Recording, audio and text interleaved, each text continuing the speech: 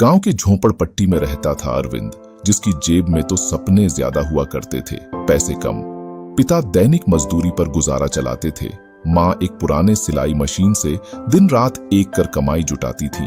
घर में कभी 2 वक्त की रोटी मिलती तो कभी खाली चाय से पेट भरना पड़ता। परंतु अरविंद के हौसले में पहाड़ों को चीरने की ताकत थी। उसकी बड़ी बड़ी आंखों में चमकती थी विज्ञान की खोजों की जिज्ञासा, हाथों में छटपटाता था कुछ नया करने का जुनून। स्कूल तक पहुंचने के लिए वो हर रोज कई खेत पार करता।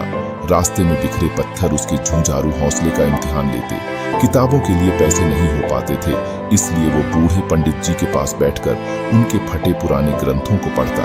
शाम को टूटी फूटी ट्यूबलाइट की रोशनी में वो टूटी फूटी कलम से कागज पर आविष्कारों के नक्शे उकेरता। टीन की टूटी कंस्तर उसका दूरबीन बन जाती। टूटे पंखे से हवाई जहाज का सपना पूरा करता। एक बार उसने बरसात के पानी की धार का उपयोग कर बिजली पैदा करने का मॉडल बनाया। गांव वालों की आंखें फटी रह गईं। अरविंद को पहली बार सम्मान की नजरों से देखा गया। ये वाकया पूरे गांव में हवा की तरह फैल गया। धीरे धीरे अरविंद की प्रतिभा की धुंधलका शहर तक पहुंची।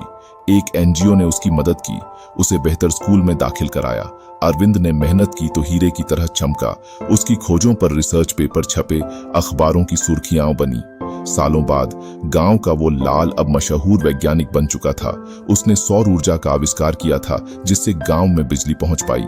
झोपड़पट्टी की जगह पक्के मकान खड़े हो गए। अरविंद ने दिखा दिया था कि गरीबी हौसलों को नहीं मिटा सकती। इरादे मजबूत हों तो बंजर जमीन पर भी सपनों के फूल खिलते हैं। अरविंद की कहानी आज भी गांव के बच्चों को ताकत देती है। उनके खामोश होंठ कहते हैं, अगर अरविंद कर सकता है तो हम क्यों नहीं। और जिंदगी की लड़ाई में ये सवाल ही सबसे बड़ा हथियार होता है। धन्यवाद।